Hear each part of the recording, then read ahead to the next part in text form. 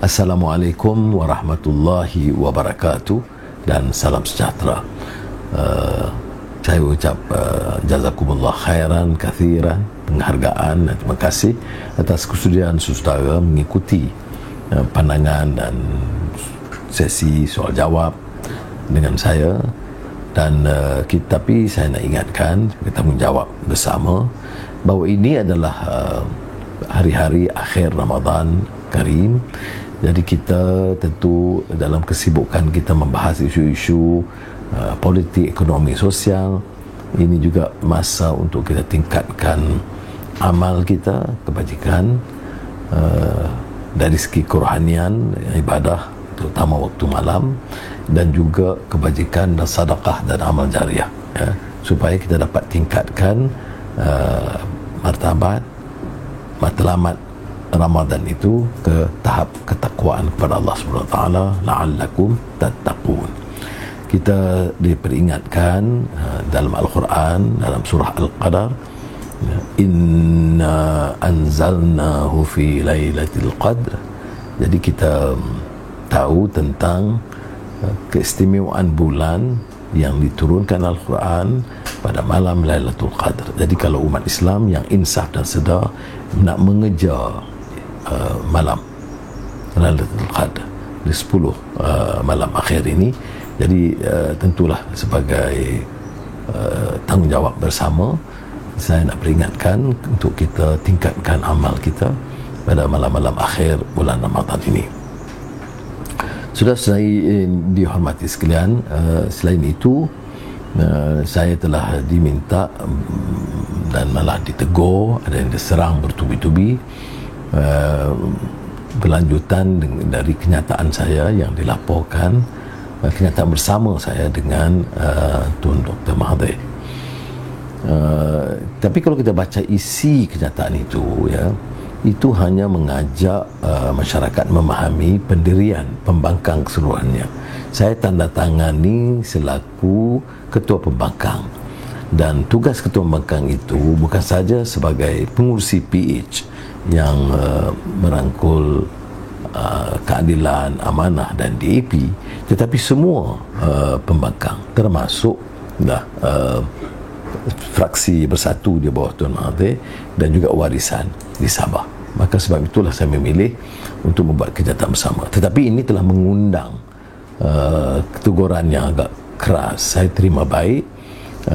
Umpamanya P. Gunasekaran, seorang penulis yang agak terkenal dan kritikal, kerana beliau bimbang bahawa saya telah nampak luntur semangat dan idealisme dan agenda reform kerana masih terus bersekongkol dengan keadaan dan sikap yang lama, dan beberapa tindakan yang diambil yang merugikan bukan saja peribadi tapi juga dari segi perjuangan. Dan ini diikuti dalam beberapa rencana lain dalam selain Sina dan Sencu Citpo, Nanyang Siampau, Star dan ribuan, ya, daripada netizens yang menegur saya, mengapalah tak belajar dari pengalaman, apalah sabar ke tahap dewa yang merugikan, mengapa nak dikorbankan prinsip dan idealisme dan sebagainya. Saya terima teguran itu baik, tetapi saya nak beritahu, ya, bahawa dalam keputusan Pakatan Harapan, saya sekarang pengurusi PH dan ketua pembangkang, ya.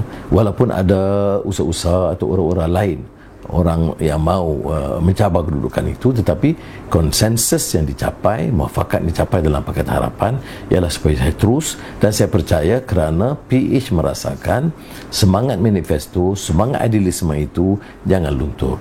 Saudara-saudari, saya faham bahawa dalam perjuangan kita, ya, tidak terlepas daripada kelemahan dan teguran.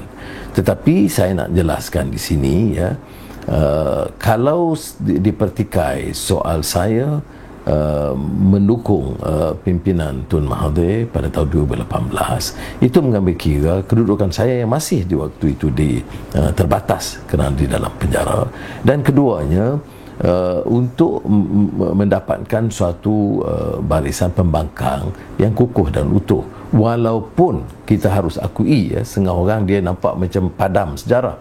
Pada 2013 undi popular kita 52%, pada ketika itu kelompok Bersatu ini bersama Barisan Nasional.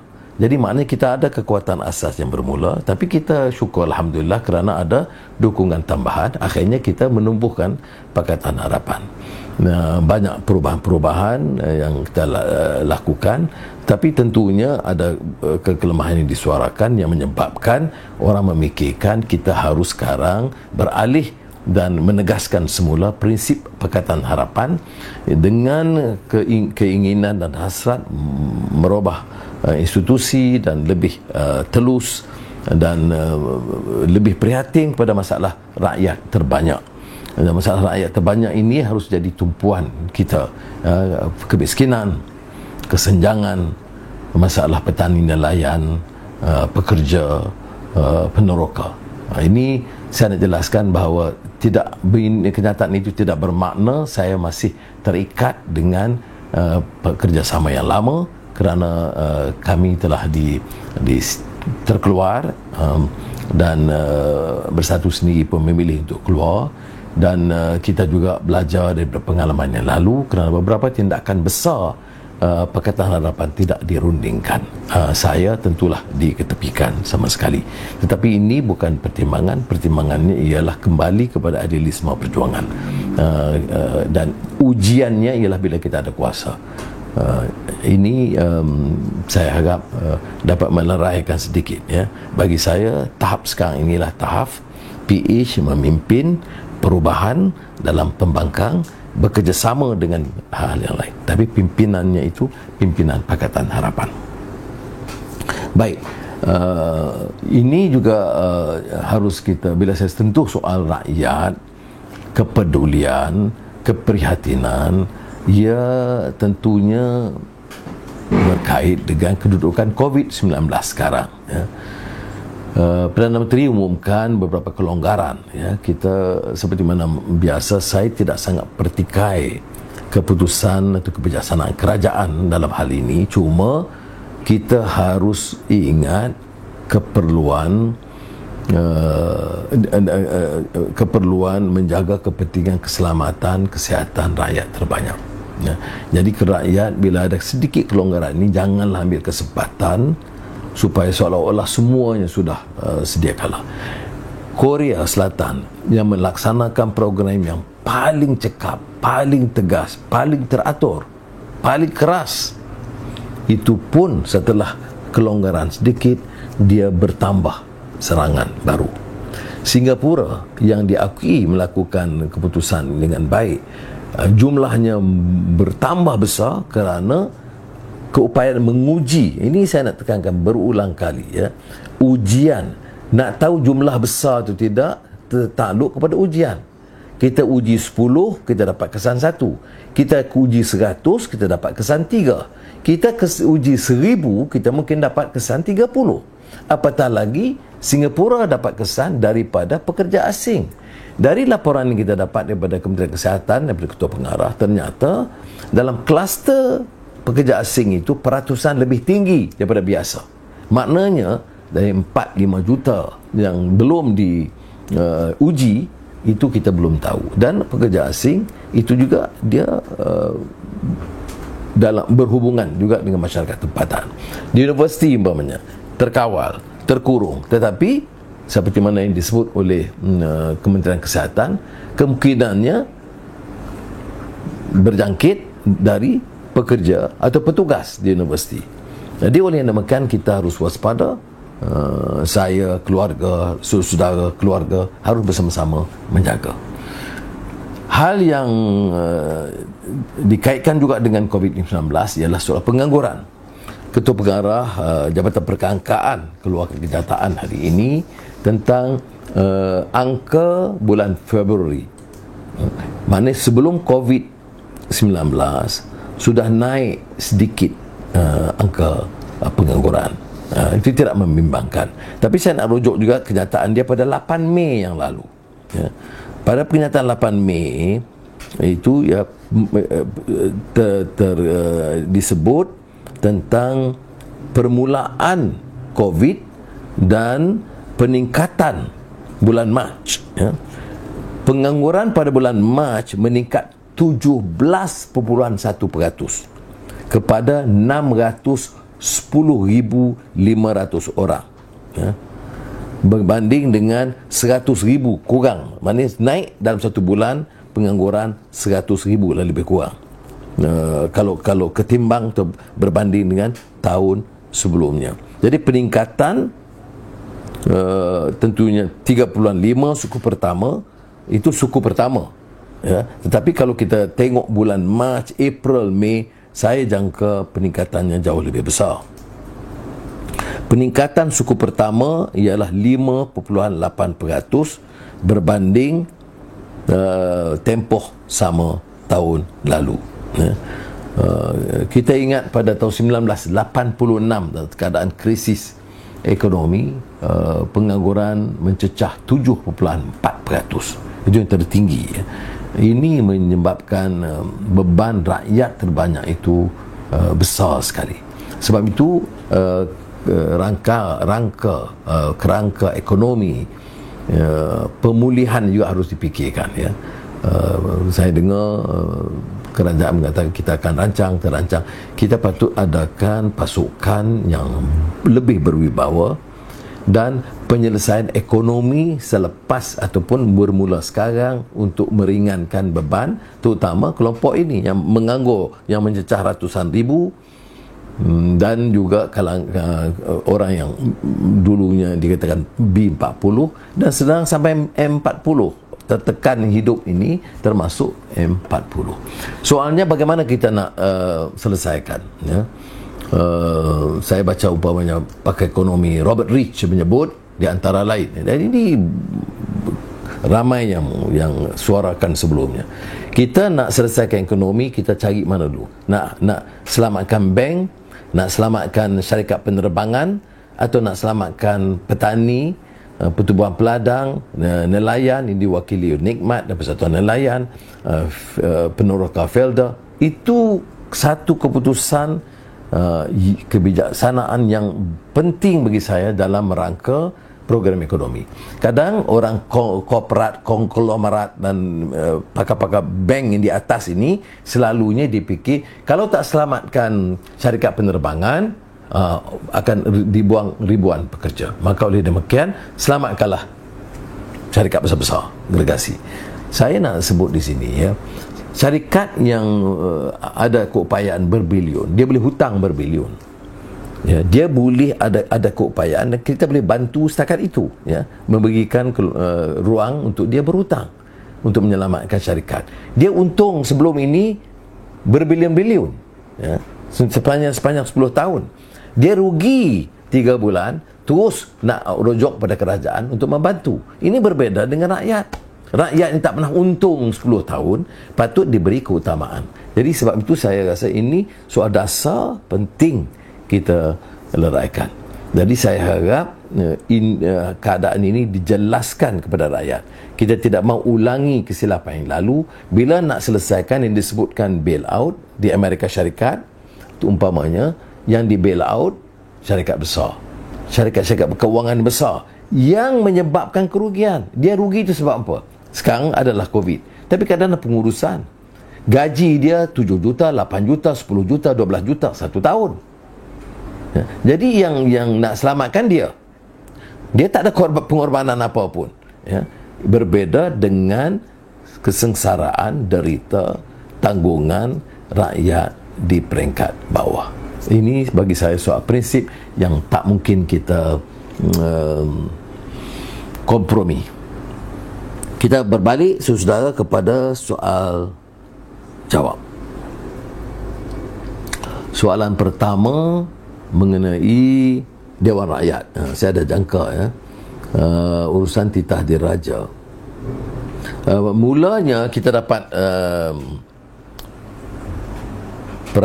pemberitahuan oleh Dewan Rakyat bahawa Dewan Rakyat ini akan ada titah diraja, kemudian ada sedikit isu-isu round undang pembekalan, pemasyuran dan lain-lain. Tapi semalam dapat maklumat bahawa tidak ada sama sekali, hanya perasmian dan kemudian ditangguhkan. Sebab itulah kita buat kenyataan dalam Pakatan Harapan dan juga Pembangkang untuk menyatakan bahawa ini bukanlah keputusan yang wajar.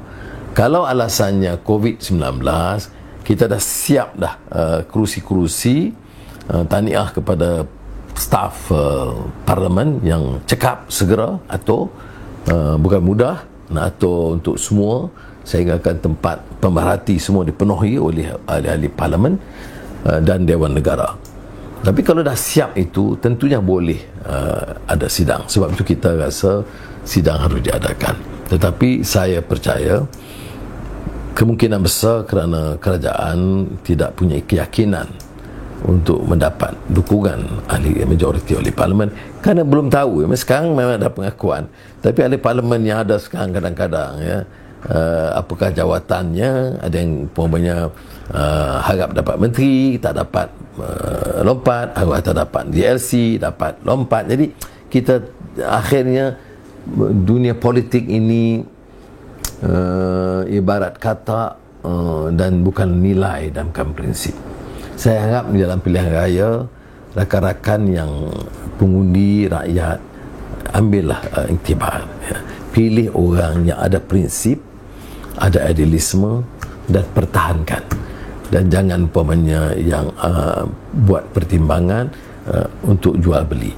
Netizen pun begitu jugalah, dan nak ulas biarlah melihat fakta dan ulas dengan sopan dan baik. Baik, soalan kedua. Lebih ramai MP duduk sebelah Pembangkang, apa yang akan terjadi? Apakah seandainya usul dia sebenarnya tak timbul, tak ada usul, tak ada soal jawab.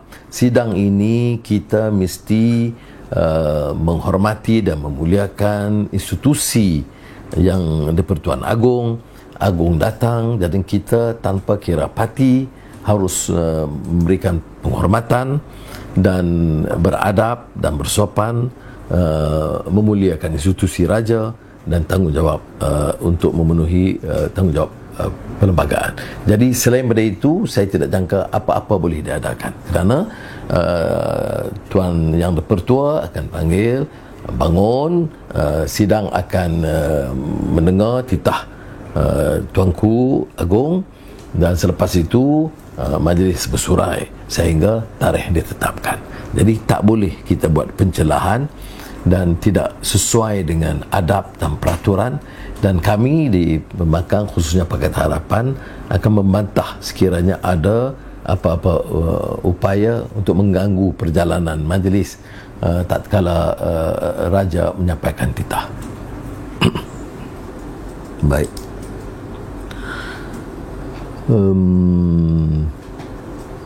Kebebasan media terakis dilihat daripada Dewan Negeri dan sekarang ini peraturan di Dewan Rakyat. Saya pun gusar sikit, umpamanya Kerajaan Negeri Melaka dan kemudian ikuti di Perak umpamanya tidak mengizinkan media bebas hadir. Kita ini bukan negara konkurensi. Jadi biarlah, bagilah ruang. Kalau nak katakan pembatasan sosial atau jarak sosial, adakan ruang kepada mereka dan biarlah mereka ikuti dan buat liputan. Dan ini soal prinsip kebebasan media. Ini prinsip negara demokratik, badan kehakiman bebas, agensi pembenterasan rasuah bebas, media juga harus bebas, parlimen harus berfungsi. Itu tunggak negara demokrasi. Jadi kita nak demokrasi, tetapi yang kita laksanakan kerasi. Baik, soalan berikut, episod pengkhianatan terbaru di Kedah. Saya nak beritahu tentang ahli Dewan Undangan Negeri 2 orang ini bukan baru, ya. Dia dah buat karenah dia dah setahun, ya. Mesyuarat parti tidak hadir, kerjasama dengan parti tidak ada, mesyuarat majlis negeri, ya, majlis pimpinan negeri, ya. Saya sendiri hadir pergi perjumpaan di Kedah umpamanya, mereka masih boikot, saya panggil adun. Jadi tetapi orang, sebab tu dia menyergah saya, Anwar ini apa tak ambil tindakan. Ya, kalau saya ambil tindakan, kata saya ni faham puak, tak sabar. Tapi ternyata membiarkan kelompok ini begitu menyebabkan imej parti terjejas. Jadi ada yang kritik, ini keadilan ni nampak pura-pura. Dengar sekejap, kita tengok sejarah UMNO. Siapa pengasas UMNO? Datuk On Jaafar. Apa kedudukannya? Yang dipertua Presiden UMNO. Apa jadi? Dia keluar UMNO. Siapa Presiden UMNO kedua? Yang dipertua UMNO? Tunku Abdul Rahman Putera Al-Haj. Apa jadi? Dia keluar UMNO, ya. Kemudian Tun Razak, ya, meninggal dalam jawatan. Lepas tu Hussein On, Tun Hussein On keluar UMNO. Lepas tu Tun Mahathir keluar UMNO, masuk balik, keluar balik, ya. Datuk Najib kekal sementara waktu. Jadi saudara-saudara, dia masih tidak mungkin memberi kesan sedikit, tetapi UMNO tu tetap dalam landasan. Kita ambil PAS. Yang ada Ketua PAS pertama, Tuan Haji Fuad, tinggal PAS, masuk UMNO. Kebetulan dia di Bukit Mentajam, Masriah. Saya kenal dia, ya. Dia menantu kepada Haji Saleh Masri, seorang alim yang besar di seberang Perai. Dia keluar UMNO. Kemudian yang saya kenal baik, Datuk Asri Haji Muda, Menteri Besar Kelantan, orang yang sebenarnya bertanggungjawab membina kekuatan PAS, terutama di Kelantan, yang kemudian bersama dengan Tok Guni Aziz, yang mengambil banyak tokoh-tokoh, yang Tok Guni Aziz, Ustaz Yahya Osman yang dianggap murabbi dalam PAS, itu semua diambil Datuk Asri. Apa jadi? Dia keluar PAS, ya. Tapi PAS masih berterusan sebagai suatu parti, itu, ya. Dalam sejarah keadilan belum ada lagi presiden yang keluar, ya. Alhamdulillah. Jadi masih ada timbalan presiden bila pertikaian masa saya di penjara, ada yang keluar, ya. Jadi kemudian kerana kedudukan mereka pada masa itu, ya, macam baru-baru ini, presiden, ahli parlimen, ya, timbalan presiden, menteri penting, diberi segala kemudahan, diberi segala kelonggaran, boleh buat apa saja. Jadi tentu ada dalang yang mengganggu, yang menyebabkan kita agak tergugat, ya. Akhirnya pengkhianatan berlaku, dan tentunya orang-orang ini ada juga pendukung. Anggota kita lebih dari 1 juta yang keluar dan dipecat, ya, itu cecah ratusan. Dan memang saya beritahu mengapa orang-orang ini nampak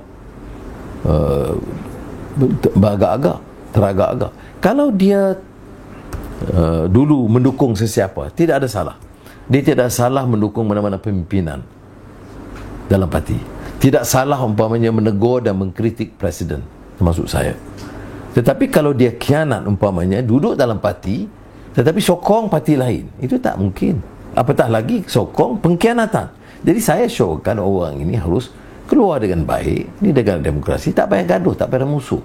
Saya tidak bermusuh peribadi. Jadi berbakit dengan soalan pertama tadi dengan Tun Mahathir, ada orang nak cadangkan supaya saya musuh saya peribadi. Saya tidak musuh. Soal dia nak buat kenyataan, menyerang atau dia mungkir janji, itu soal dia, bukan soal saya. Saya fikir kita mesti jaga nilai kemanusiaan dan adab dan memenuhi tanggungjawab. Kalau kita sebut adab dan akhlak, kalau kita janji, wajib tunaikan. Kalau tidak, beri penjelasan dan mohon maaf. Baik, seorang MP atau adun yang menggunakan kata-kata kesat dan lucah. Ya Allah, ya Rabbi. Ketua ini, pemimpin ni, dia kena contoh lebih baik. Saya sebut, ya, janganlah politik ini sampai jadi rendah akal budi dan tarak. Bila orang nonton umpamanya perbahasan di parlimen, bertengkar, berhujah, itu tak mengapa. Tapi itu maki hamun, caci, mencerca, itu tidak dibolehkan. Saya tidak peduli. Balah kalau dalam keadilan sendiri ada seorang dulu dah keluar dah, dia bangun je dia maki, bangun je jerit. Tapi ialah tentunya orang tu pun didikan dia pun rendah sedikit, pandai pun tidak, tapi dia menang pilihan raya, jadi menang menjerit. Walaupun dia itu masa tu keadilan menjerit kepada orang UMNO, saya pernah tegur dia dan beri amaran keras, menjegah keras, kata tidak boleh. Pertama, dia tidak ada fakta. Bila orang tak ada fakta, dia jeritnya babi je lah, atau celaka, atau yang benar-benar yang mengaibkan, atau baling buku. Buku tu untuk dibaca, bukan dibaling. Kalau nanti anak-anak cucu tengok ni, bapak ni di parlimen dan Dewan Undangan Negeri, bukan baca peraturan, tapi baling. Tapi kalau kita ibarat, umpamanya, saya pernah di mahkamah, saya kata, ya Arif Hakim, ni perlembagaan ni letak di mana? Buku-buku undang-undang di mana? Apa nak campak di luar aja? Itu ibarat. Ada saya campak? Tidak. Jadi kita kena bagi contoh yang baik. Orang boleh lihat umpamanya perdebatan di Melaka itu malukan, dan tidak ditegur oleh pimpinan. Pimpinan sepatutnya mengatakan, kita kesal dengan perkara ini dan saya harap tidak diulang. Itu baru pemimpin politik. Tapi kalau orang daripada kabilah sendiri buat apa pun tak apa, saya lihat pimpinan macam tu. Sebab itu saya tegur, termasuk masa Pakatan Harapan. Kalau pemimpin itu kelompok dia suka, buatlah apa pun, jenayah pun tutup, membazir banyak mana pun, belanjalah banyak juta mana pun, SPRM pun diam, pemimpin pun diam. Ini yang menyebabkan ada percanggahan di antara apa yang nak diutarakan. Sekarang ini adalah orang tengah marah, dia terlanjur, dia harus minta maaf. Pimpinan mesti tegur. Kalau tidak, apa yang kita nak tunjukkan kepada anak-anak? Orang-orang ni pemimpin, tahu tak? Ahli Dewan Undangan Negeri ini, dia pemimpin. Kita tahu hadis, semua orang hafal. Ini principle of accountability yang dilatih kepada kita ini. Kullukum ra'in wa kullukum mas'ulun an ra'iyati. Pertanggungjawaban. Ni accountability itu bagi kita adalah pokok dan asas. Kita kita silap, saya minta maaf. Saya pernah terlanjur kata, saya mohon maaf. Jadi jangan kita anggap. Kadang-kadang jumpa peribadi, kawan-kawan. Baru ini saya ketemu seorang kawan. Saya marah-marah tu terlepas. Saya minta maaf. Bulan Ramadan. Ini bulan Ramadan. Tahan lapar dahaga, tetapi tidak langsung tahan nafsu serakah dan kemarahan. Ini saya duka cita sebab ia tidak memberi gambaran yang baik kepada dalam dunia politik negara kita. Jadi saya harap perkara ini, kalaulah orang atau ahli yang berkenaan, ahli parlimen, saya tak pedulilah UMNO ke PAS ke keadilan ke DAP atau amanah, kalau dah terlanjur, dia harus minta maaf. Kalau dia tidak minta maaf, tanggungjawab pemimpin itu memberi teguran. Kalau tidak, ada cacat besar dalam politik itu. Baik, terima kasih banyak. Saya ingat untuk hari ini saya telah mulakan tadi, ingat ini Ramadan, akhir Ramadan, saya bicara soal parlimen, kerana parlimen bersidang minggu depan. Dan kita tentu masalah pengangguran, menganggur juga. Ada kadang-kadang orang salah faham, dia kata, Ramadan ni macam bincang soal dunia. Ini pun tak betul juga. Sedekah amal jariah ini soal dunia, pahala akhirat. Pengangguran ini orang Penang kata ni syoru terlepas. Maknanya itu tanggungjawab kita menyampaikan. Tapi yang tidak boleh apa? Rendah akal budi, cerca dan maki hamun. Yang perlu apa? kita jalan kerja, tapi malam terutamanya kita terus tingkatkan amal lebih dari biasa. Saya juga sentuh tentang pengangguran tadi dan menjawab beberapa soalan, dan berakhir dengan soal akhlak dalam politik. Itu di antara hal yang saya tekankan saban hari dalam Facebook Live, ialah mesti kawal. Kawan-kawan dalam netizen pun begitulah, ya. Apa untungnya? Takkanlah kerana dapat allowance RM1,000 kerja maki orang bulan Ramadan, ya. Tak sempat minta ampun. Saya ingat lagi almarhum Datuk Hashim Yahya, Mufti Wilayah Persekutuan Mantan. Dia pernah sebut, dia kata, Anwar, saya sedih ini, saya tahu Anwar orang boleh maki hamun tak apa, tetapi saya sedih ini, ya, orang ini kerana dia tak tahu. Bila dia terlanjur cakap dan menulis memfitnah orang skala besar, ya, ada hukum umpamanya qazaf, itu esok dia nak jadi saksi anak dia kahwin dan sebagainya, itu jadi semua jadi masalah kalau dia faham agama. Jadi seorang mufti yang baik ini dia sedih kerana apa? Kerana kasih sayangnya kepada orang. Jadi saya bertanggungjawablah, ya, untuk mengingatkan, janganlah ikut jeritan babi itu dalam komen-komen netizen terhadap orang lain. Saya tahu ada orang-orang tertentu, beberapa tokoh politik negara kita ini, kalau sebut apa pun ribuan yang pukul dia mati. Ya, kritik silakan, tegur silakan, bantah silakan, tapi tak perlu sama sekali memfitnah dan mencerca. Terima kasih banyak sekali lagi, dan saya harap kita dapat teruskan dengan selain daripada Facebook Live. Saya cuba jawab sebanyak mungkin. Lagi tiap hari ini lagi banyak soalan, mungkin kita dapat kumpulkan soalan itu, jadi saya boleh paparkan nama-nama. Sebenarnya yang bukan satu dua orang yang tanya, ini berpuluhan yang tanya tadi.